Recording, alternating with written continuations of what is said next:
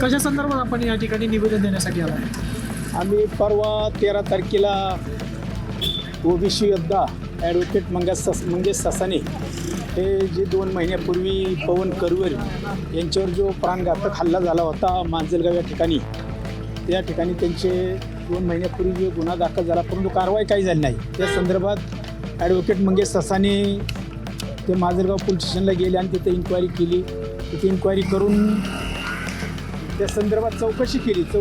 त्यांना पूर्ण दिवस तिथे गेल्यानंतर रात्री ते मांजलगाव मार्गे पुण्याकडे निघाले असता रात्रीच्या साधारण 11:30-12च्या दरम्यान काही मोटरसायकल अज्ञातांनी येऊन त्यांच्यावर रात्रीच्या 12च्या दरम्यान हल्ला केला.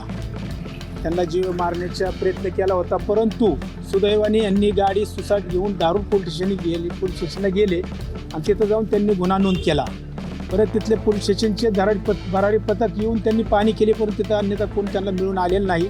त्या संदर्भात आम्ही आमचा जी ओबीसीचा योद्धा ॲडव्होकेट मंगेश ससाने आहेत यांच्यावर जो प्राणघातक हल्ला झाला त्याच्या निषेधार्थ आम्ही आज या दौंडला माननीय तहसीलदार साहेबांना निवेदन देण्यासाठी सर्व ओबीसी संघटना, अखिल भारतीय महात्मा फुले समता परिषद दौंड तालुका, क्रांतिज्योती सावित्रीबाई फुले संघटना यांच्या माध्यमातून आज आम्ही निवेदन केलेलं आहे.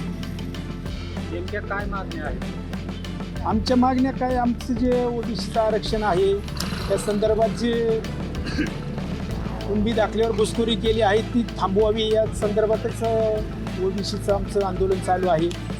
परंतु दबावापोटी काहींच्या दबावापोटी की कुणाला तरी घाबरवून कुणाला दमदाटी करून हे कुठंतरी अडथळा आणायचं काम करतात. आपला महाराष्ट्र म्हणजे आताच्या दृष्टीला बिहारसारखा महाराष्ट्र झालेला दिसून येत आहे. कुणी कुठं फिरायचंच नाही का अशी अवस्था आज महाराष्ट्रात झालेली आहे.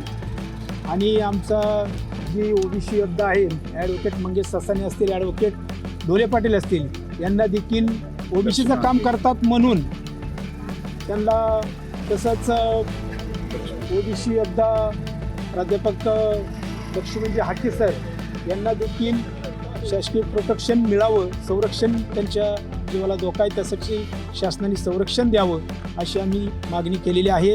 त्याचं देखील निवेदन आज तहसीलदार साहेबांना दिलेलं आहे.